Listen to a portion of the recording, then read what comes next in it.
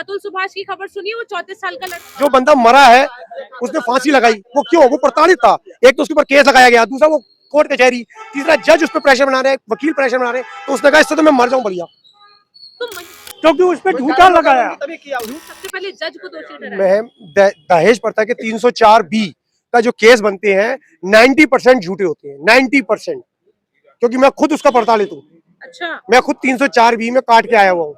झूठा आरोप लगाया, उन्होंने गलत किया। तो जिम्मेदार किसको मानते हैं? लड़के को मानते हैं कि उसने वो झुक गया अपने आप, मतलब उसके आगे जिम्मेदार लड़का नहीं भाई साहब, उसको झुक गया वो अपने आगे, उसको लड़ाई लड़नी चाहिए थी, फाइट करनी चाहिए थी। आपका ये चीज कहना सही, लेकिन जिस तरीके का प्रताड़ना हाँ। उसमें सही है, आपको लगता है उसकी इतनी हिम्मत बची होगी कि वो लड़ पाए? और मैडम, उसने सबसे पहले जज को दोषी ठहराया। मैं दहेज प्रथा के 304B का जो केस बनते हैं 90% झूठे होते हैं, 90%, क्योंकि मैं खुद उसका प्रताड़ित हूँ। अच्छा, मैं खुद 304B में काट के आया हुआ हूँ।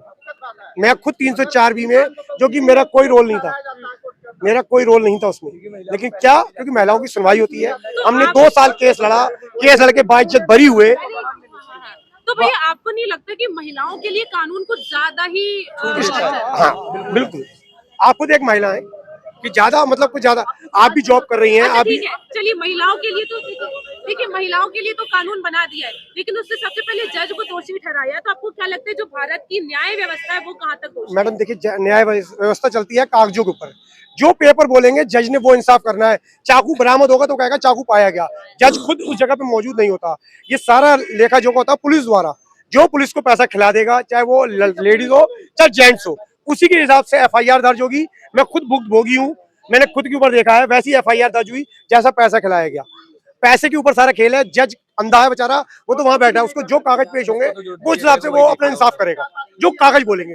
आप इस समय ग्रेजुएट है, आपकी डिग्री बोल रही है, मेरे को नहीं पता आपने पढ़ा है नहीं पढ़ा है, आपकी बस डिग्री बता रही है कि आप BA पास हो, तो जज वही कहेगा जो उसके कागज बोलेंगे। जो पुलिस की FIR होगी, जो मौके वारदात पे आपके गवाह पाए जाएंगे, वो गवाही देंगे। अच्छा, आपने इस केस को खुद, आप इसके भुक्तभोगी हो, तो क्या लगता है कहाँ सुधार होना चाहिए आदमियों के लिए? मैडम, इसके लिए एक स्पेशल इंटीग्रेशन, मतलब जैसे कि पुलिस को उस हिसाब से कार्रवाई करनी चाहिए, पुलिस को गहराई तक जाना चाहिए, उस आपके वहाँ के चश्मदीद गवाहों से पूछना चाहिए कि इनका फीडबैक क्या है, इनका बैकग्राउंड। तो महिलाओं को इतना ज्यादा क्यों, मतलब लायबिलिटी दी जा रही है कि ठीक है, अगर कोई भी आरोप लगा, महिला ने लगा दिया तो बिल्कुल महिला बिल्कुल सही हो गई और आदमी गलत। अभी आप मुझे कहते हैं मेरे को इन्होंने हाथ उठाया तो आपकी बात ठीक है, चाहे गवाह कोई नहीं है, लेकिन आपकी बात सही होगी, मेरे को अरेस्ट कर लिया जाएगा।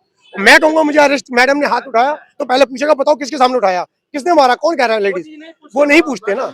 तो वो महिला प्रधान वाली बात है कि लेडीज को, अब जैसे आजकल राशन कार्ड बन रहे हैं तो महिला को बन रहे हैं, बस में छूट मिल रही है तो महिलाओं को मिल रही है।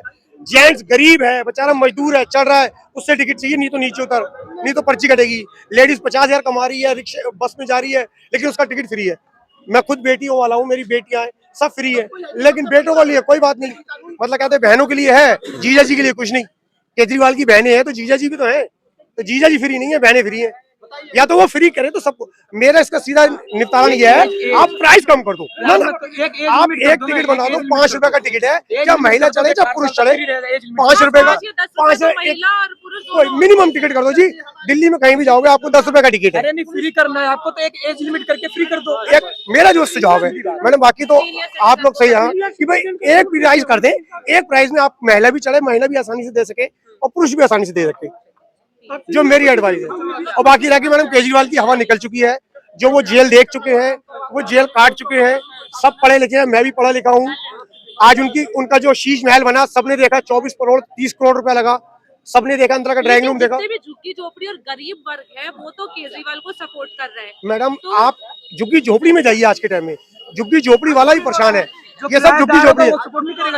जो मकान मालिक है झुग्गी वाला वो सपोर्ट कर रहा है, क्योंकि देखो आप ये देखिए, मैं शॉपकीपर हूँ, मेरा बिजली का बिल बंद दुकान का 1500 रुपए आता है, मेरी आगे दुकान है वो बंद है और 1500 रुपए बिल आता है, और मेरे घर का बिल भी आता है, तो मकान मालिक तो अपने पूरे पैसे लेगा। तो केजरीवाल जी कह रहे हैं कि अगर मोदी जी लाते हैं तो वो उनकी योजना हो गई, और अगर हम कुछ लाते हैं तो बोलते मुफ्त की फ्री की रेवड़ी है। नहीं मैडम, एक मिनट, मुफ्त की रेवड़ी क्यों है? मैं केजरीवाल को ये नहीं कह रहा मुफ्त की रेवड़ी है।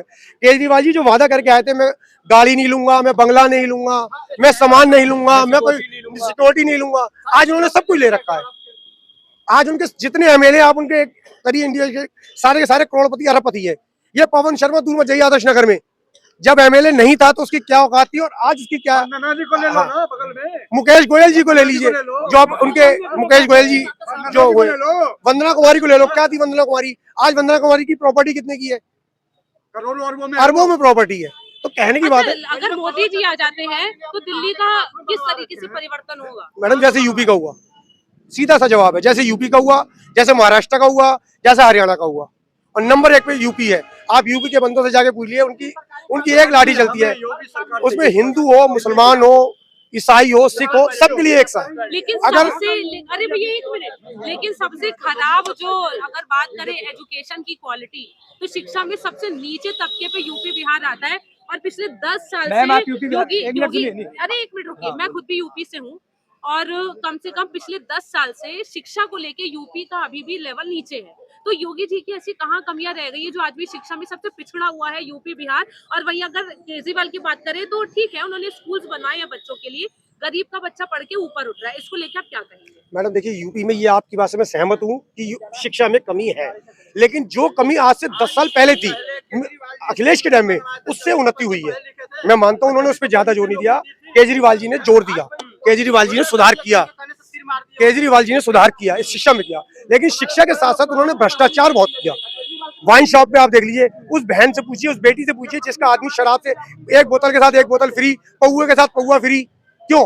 घर साक्षी। आप बताइए, एक एक कोने कोने में। मैं कहता हूँ आप 10 काम अच्छे कर रहे हो, 2 काम आपने अच्छे कर दिए, 8 काम बेकार कर दिए, तो वो आपका काम अच्छा नहीं माना गया ना। तो कुल मिलाकर अभी दिल्ली में हम चाहते हैं बीजेपी आए, बीजेपी आए, आपका भी बीजेपी, एक बार बीजेपी।